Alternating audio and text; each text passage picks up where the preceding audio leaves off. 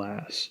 Now, in this video, I'm shipping a painting, but I suppose it. Hey everyone, Cody here, and today I'm going to show you how to ship a picture frame with glass. Now, in this video, I'm shipping a painting, but I suppose it doesn't really matter what you're shipping, so you could ship a painting or a picture or frame, whatever you want, really. I guess it doesn't matter. But anyway, the first part of this video, we're just prepping the box. So my wife you'll see my hands and my wife's hands, and I actually shot this from my light in my dining room, so my little ceiling light or chandelier, whatever you want to call it. Anyway, so we're just closing up the box, and I shipped this painting through USPS Priority Mail, just as a heads up. But to ship the painting, it's actually fairly easy, and the process is pretty much the same, even if it's a larger one. Obviously, if it's a smaller one, you have less of a chance of the glass breaking, but I would still package it about the same, up to a reasonable size. So now that we've got our box set up, I'm going to flip it over, and I'm going to put painter's tape over the glass. Now, the reason I'm doing this is that if the glass breaks, the painter's tape will help it stay intact so it doesn't like break all over the place, right? So if it shatters, there's not going to be glass everywhere. Well, less likely, it's not going to stop it completely. And the reason we're using painter's tape is simply because if, once they get this painting, we don't want to use some kind of super heavy duty paint or tape that they can't get off.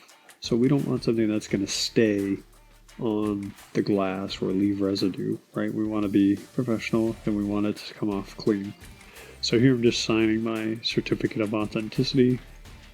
If you create original works or even prints, I would recommend doing that, making those. Now, the next thing I'm going to do is wrap this in plastic wrap. Now, this isn't necessary 100%. This isn't 100% necessary, but the reason I'm doing it is a couple of reasons. One, it just gives it a little extra layering on the product, so it puts that one extra barrier between it and everything else. It also keeps it flat, so you don't have things pushing right up against it. So that's why I'm doing it. Another reason is simply because it's going to help keep moisture out. So if this box gets wet, heaven forbid, and water gets into the box, or maybe it gets ripped, or a hole put into it or something, right? It's going to help seal out moisture. Now, it's not going to keep it obviously waterproof, but it will help. So once you've got your plastic wrap on there, then you wrap it in small bubble wrap, and we're going to do it a couple of times with the bubble wrap. I think we did 2 layers on this. Now, I want to give you a quick note real quick, going back to the plastic wrap. If your original artwork is canvas, or you're touching the actual artwork itself, so it's not in a frame, you would use archival paper or glass line. But here, since there's glass and cardboard, we didn't need to do that. So anyway, let's go back to it. So we wrapped this frame in bubble wrap, small bubble wrap, with the bubbles facing outward. So that's kind of important so that it doesn't leave indents on the painting. Then we wrapped it 3 times, I believe, 2 or 3 times each, and then taped it. So once we had our 2 layers of bubble wrap, and you can see my wife being her silly self, we taped it down just to get, to kind of tuck it in and protect the corners, the sides. And then once we had our tape in place with our tight little corners, then we're going to move on to the next step. So we'll just flip this around here. We'll tuck this down.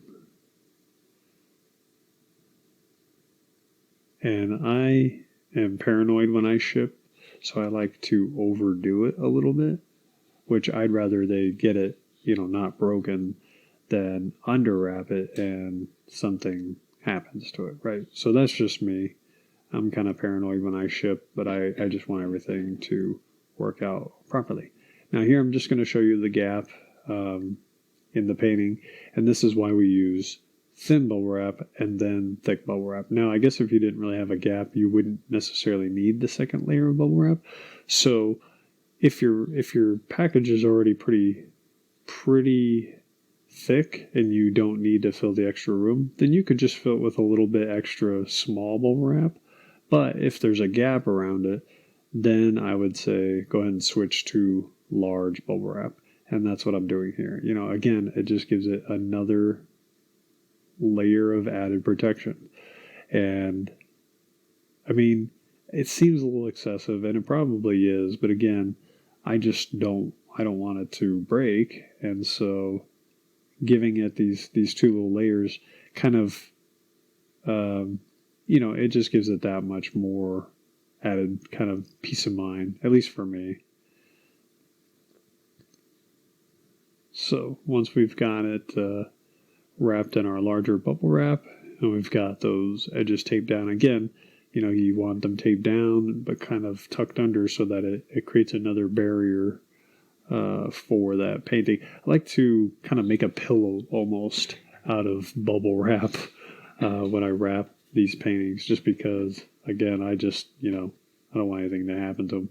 So now you can see that now when we put it in there, it bows it out a little bit, but just a little bit, but it's still fine. It's not bulging a lot, and it's good enough to be able to close. And the only reason I'm going over it one more time was just for just because there was a tiny gap. So I'm not even gonna tape it on there because there's no point. It's pretty well wrapped. So at this point, we're just closing it up. Now, the USPS priority box comes with little adhesive tabs, but I don't like to leave anything to chance. So even though it had these little sticky tabs, I still kind of ripped them off, cut them off. I took the adhesives off and put them on there and then taped up the box because, again, I don't know how many times I have to say, you don't have to tape up your boxes, but again, you're keeping out moisture by doing it, and you're also reinforcing those tabs so that they don't come open. I've seen boxes that were partly open because either maybe the glue tore off or maybe someone tried to get into it. I don't even know. But I've seen that, and I just didn't want it to happen to me. But anyway, that's pretty much it. There's not a whole lot else. We just tape it up, and then it's pretty much good to go. So if you guys enjoyed this video, you found it helpful, then please like, rate, share, subscribe, and I'll see you guys in another video.